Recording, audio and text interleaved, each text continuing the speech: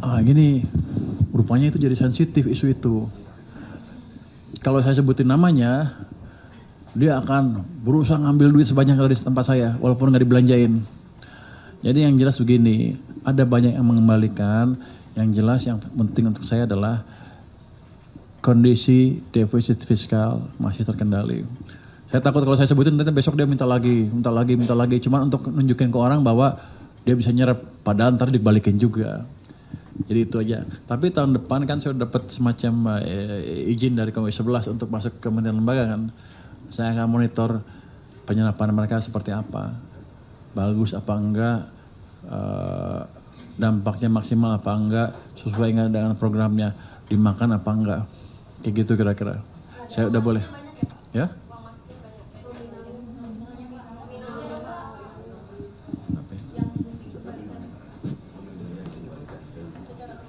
Oh jangan dulu. Hah? Ada kita angkanya, ntar kita nanti minggu depan lah kita umumkan ya.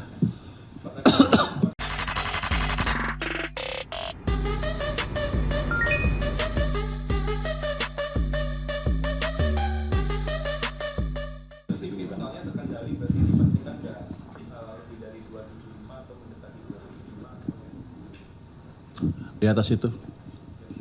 Yang jelas kami tidak melanggar undang-undang 3%. Dan kami komunikasi terus dengan DPR. Di atas Oslo ya Pak? Sorry Pak, 278. Mungkin, ini kan masih bergerak nih. Minggu depan udah pastinya deh, ntar saya salah ngomong. Karena geser-geser nih angkanya nih. Tanggal.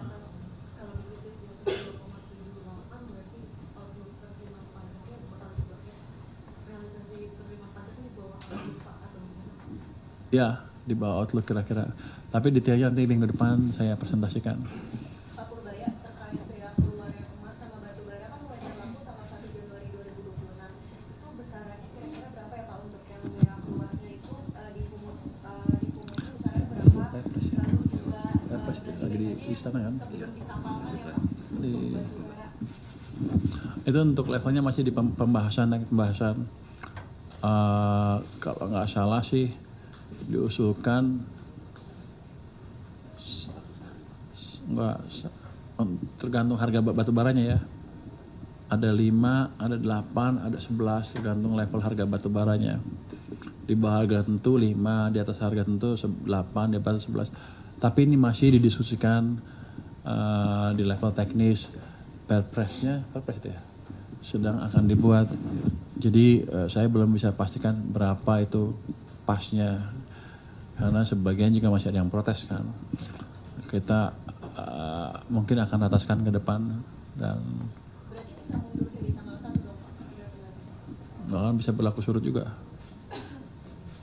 Itu logika penggunaan biaya uang itu mengompensasi restitusi dari pajak batu bara yang tinggi. Dari apa? Pajak restitusi pajak. Antara itu, tapi kalau saya lihat netnya, dia bayar pajak, bayar ini, bayar PPH, bayar itu, royalti segala macam. Tapi ditarik di restitusi, saya dapatnya negatif. Jadi saya memberi subsidi perusahaan batu bara yang udah pada kaya itu. Menurut Anda wajar nggak? Undang-undang 3, gue ingetnya Undang-Undang 33 aja. Undang-Undang 45 pasal 33, gue lupa ayatnya. Kira-kira itu untuk bumi dan tanah dan untuk kemakmuran sepenuhnya kemakmuran rakyat kan. Kalau ini enggak kan, diambil tanah, diambil bumi, ambil, saya bayar juga. Kalau gitu lebih baik saya tutup semuanya industri batu bara, selesai. Saya masih nol. Dari sisi fiskal, tapi kan nggak gitu kebijakannya. Kita cari yang optimal untuk semuanya, untuk pengusaha maupun untuk negara, untuk masyarakat juga. Kan pajaknya bukan saya pakai makan-makan, tapi tadi makan-makan ya. Kita pakai untuk program-program yang bisa memakmurkan masyarakat. Misalnya kayak bencana di Aceh, dari mana uangnya? Program pendidikan dari mana? Gitu kira-kira. Jadi kita cari balance yang pas buat semua pelaku bisnis maupun untuk negaranya.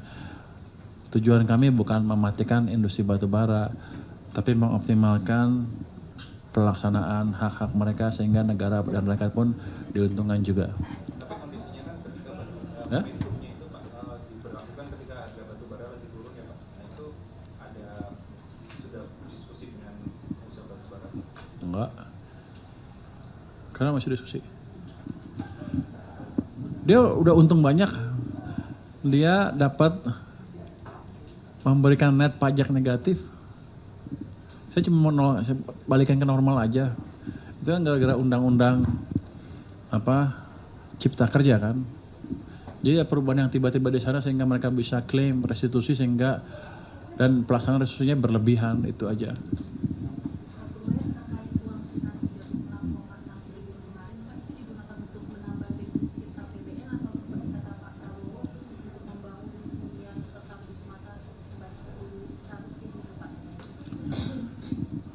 Ketika uang masuk ke rekening saya udah nggak bisa dibedakan kan yang mana yang mana.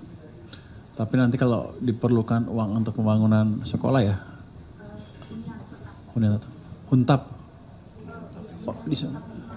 Oh udah ada kan?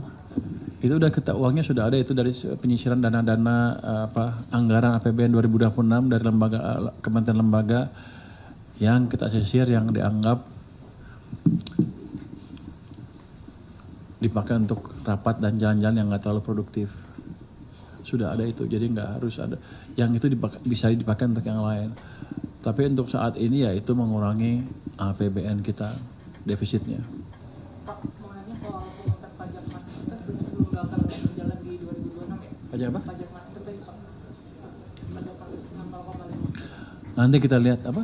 0,5. Nanti kita lihat kondisi perekonomiannya. Kalau membaik, ya seperti saya bilang tadi kan, kalau membaik dulu ya, saya selalu bilang gitu kan. Ketika ekonominya masih lemah, nggak akan kita tarik.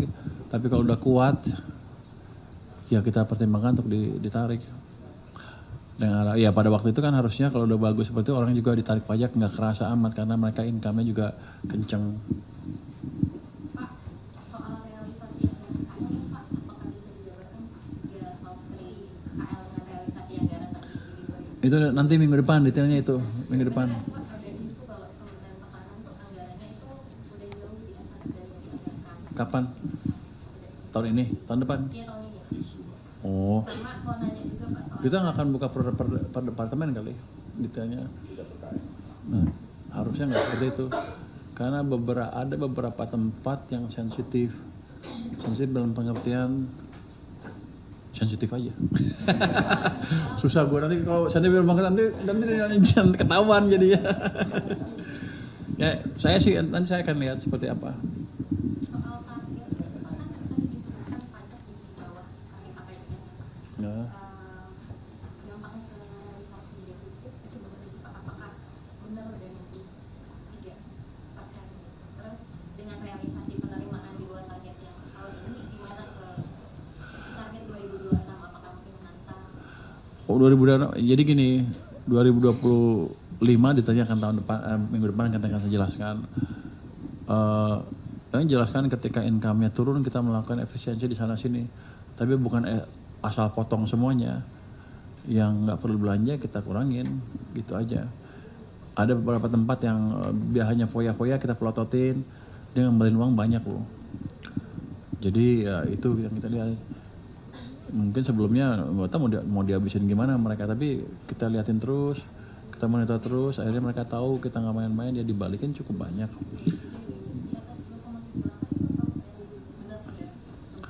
Nanti kita lihat minggu depan, karena sampai nanti malam bergerak terus nih angkanya nih.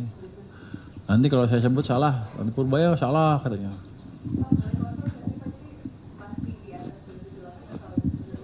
Nggak tahu, masih kita lihat.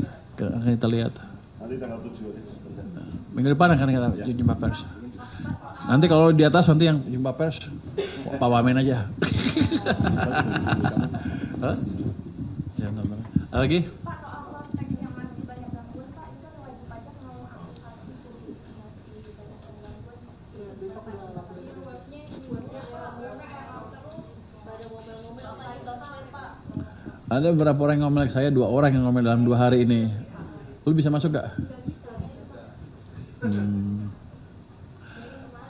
Itu kayaknya complicated ya ininya, cara ininya ya. Nanti saya nilai deh, saya lihat lagi. Tapi sistemnya sih, kalau Anda digaya sama orang pajak, pasti selesai. Agak susah, makanya gue bingung. Itu salah sistem, atau ininya. Jadi gini aja deh.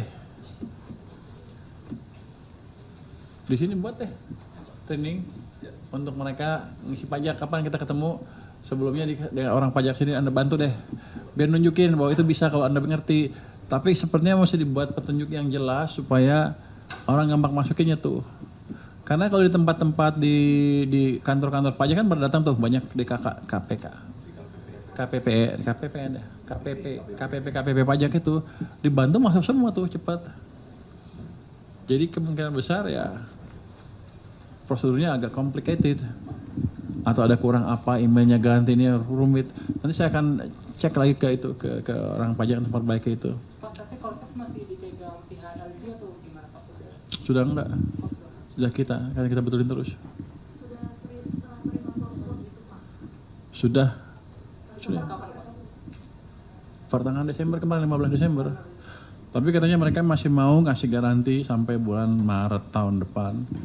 Yang untuk saya sih nggak terlalu penting karena mereka yang untuk yang ada aja nggak bisa.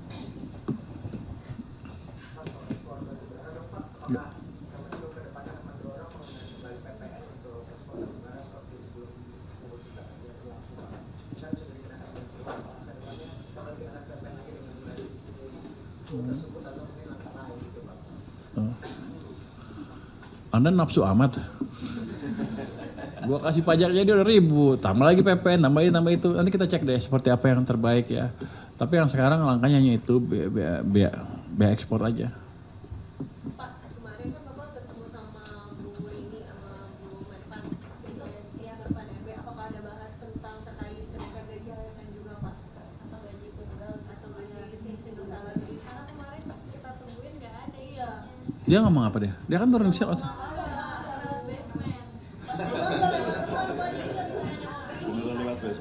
Wah, Anda mesti tanya dia kalau gitu. Kita diskusikan gini, sama aja dengan yang lain. Kita akan lihat kondisi keuangan kita seperti apa. Dengan seperti saya bilang sebelumnya, harusnya kalau enggak itu saya harusnya kalau semuanya sinkron dari awal. Sekarang saya udah bisa lihat arah kemana tuh ini income kita. Tapi saya mesti tunggu satu triwulan lagi untuk melihat gimana sih sebetulnya arah ekonomi kita dengan sinkron, kebijakan yang lebih sinkron dibanding sebelumnya. Habis itu mungkin triwulan kedua ke sana baru kita bisa diskusikan masalah-masalah yang berdampak kepada kenaikan belanja pemerintah. Pak, bacaan Kemenkyu soal geopolitik.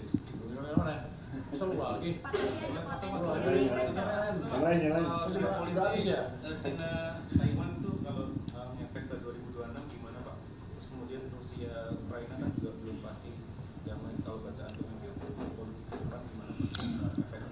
Kalau geopolitik itu hal yang di luar kendali kita.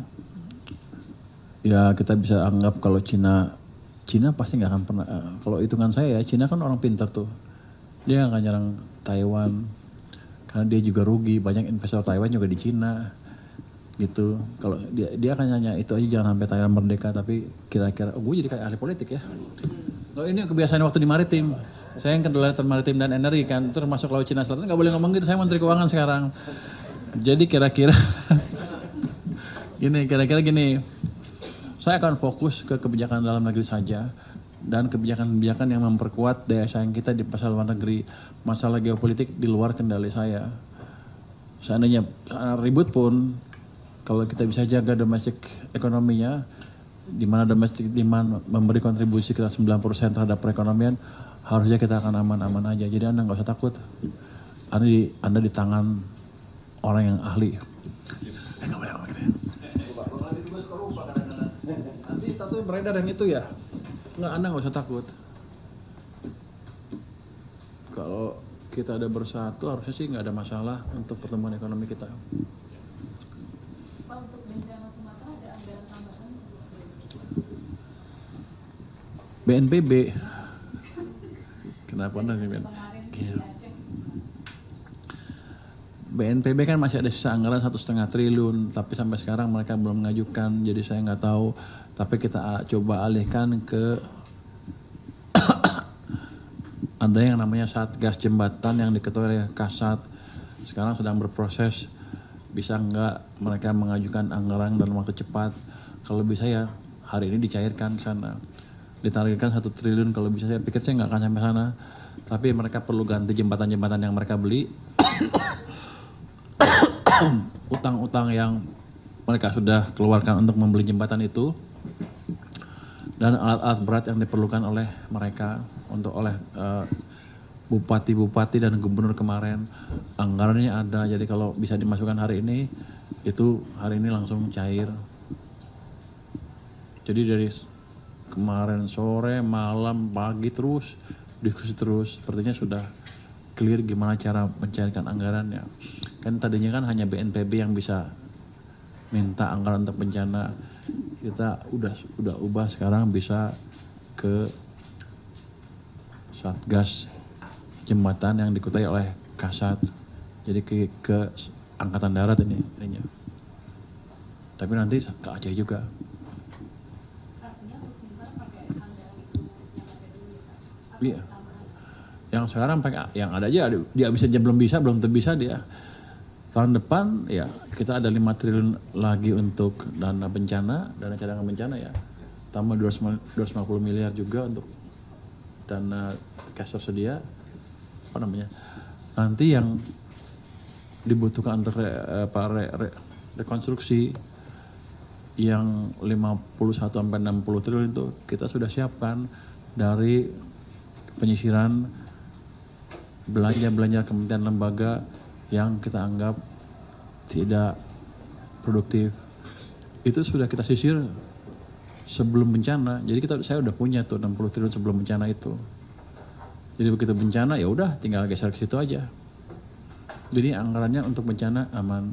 Untuk Aceh kita sedang pertimbangkan di mana provinsi, kabupaten, kota Aceh nanti saya coba usulkan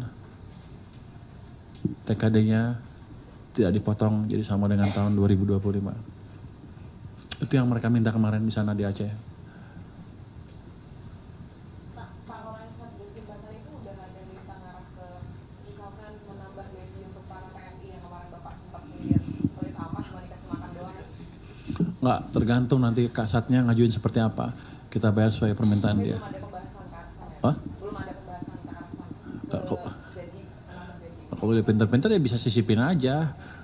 Kan bisa buat anggaran ini, buat tenaga kerja di sana berapa kan bisa. Asal masuk akal ya kita keluarin anggarannya. Oh kan kasihan tuh. Makanya nasi bungkus rupanya. Di YouTube ada yang saya lihat makan di karton loh. Makanan di karton loh. Apa di TikTok tentara kan kasihan kayak gitu. Udah kerja capek.